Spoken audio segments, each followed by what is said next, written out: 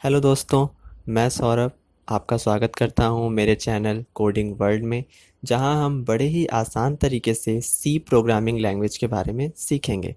So please channel को subscribe कीजिए, videos को लाइक कीजिए और शेयर भी कीजिए। तो चलिए देखते हैं।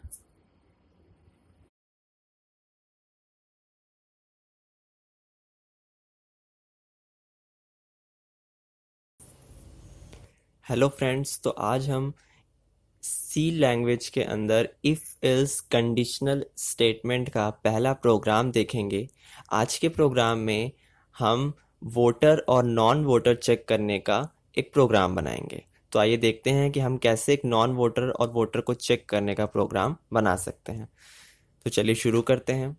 तो सबसे पहले हमने अपना टर्बो सी प्लस प्लस यानी अपना कंपाइलर ओपन कर लिया है। अब हमें किसी भी प्रोग्राम को शुरू करने से पहले हेडर फाइल को लिखना होता है, तो हम हैज़ इंक्लूड stdio.h अपनी हेडर फाइल हमने डिक्लेयर कर ली है। उसके बाद हम अपने void main फंक्शन को डिक्लेयर कर लेते हैं। तो void main हमारा फंक्शन डिक्लेयर हो चुका। अब उसके बाद ये जो प्रोग्राम है वो यूज़र से उसकी एज लेगा और यूज़र को ये बताएगा कि आप वोटर हैं कि नॉन वोटर हैं। तो यूज़र एज इंटर करेगा, वो एज पॉइंट में तो होगी नहीं, तो वो एक इंटीजर नंबर में और एक सिंगल वेरिएबल डिक्लेयर होगा, क्योंकि यूजर सिर्फ और सिर्फ एक ही वेरिएबल में डेटा इंटर करने वाला है। तो हम दे देते हैं INT एज नाम का वेरिएबल। यहाँ पे हमने एज नाम का वेरिएबल इसलिए दिया है ताकि आप उससे रिलेट कर सकें कि ये प्रोग्राम असल में एक एज पे काम करने वाला है, यानी कि वोटर नॉन वोटर से रिलेटेड है। तो यहाँ पर एज नाम का हमने वेरिएबल दिया जिससे कि प्रोग्राम और रिलेट करे। उसके बाद हमने यूज़र को एक प्रिंटफ के अंदर एक मैसेज शो कराया। उस मैसेज में हम यूज़र से कहेंगे कि इंटर द एज, यानी कि यूज़र को अपना एज इंटर करना है। तो हमने लिखा इंटर द एज।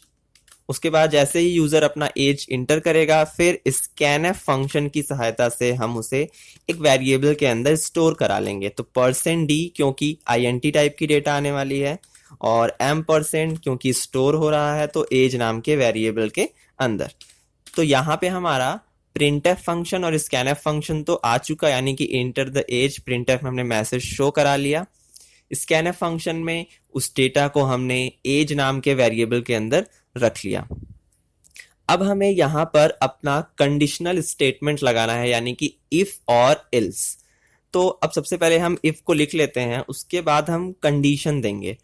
तो जैसे कि अगर आप नॉर्मल में भी देखें कि अगर आप किसी का वोटर नॉन वोटर चेक करना चाहते हैं, तो अगर उसकी एज एक 18 साल के ऊपर या फिर 18 साल से बराबर होती है, यानी कि 18 या 18 से ऊपर होती है, तो आप बोलते हैं कि वो एक वोटर है, यानी कि वो वोट कर सकता है। और अगर वो उससे कम होता है तो वो एक नॉन वोटर है।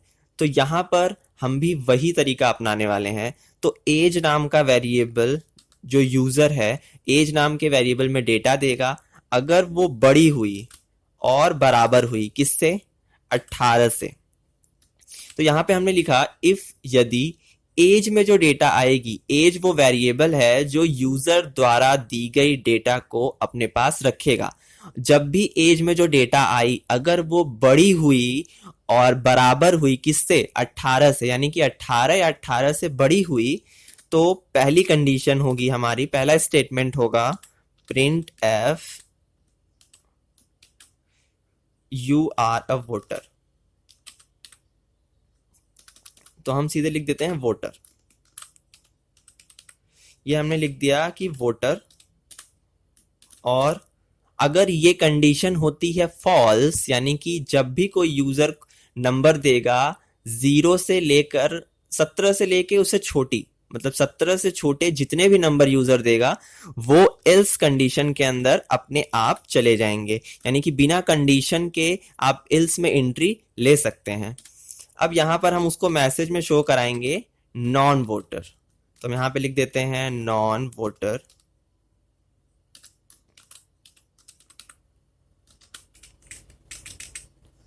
तो इस तरीके से हमने अपना इफ कंडीशन और एल्स कंडीशन को डिक्लेयर कर लिया है।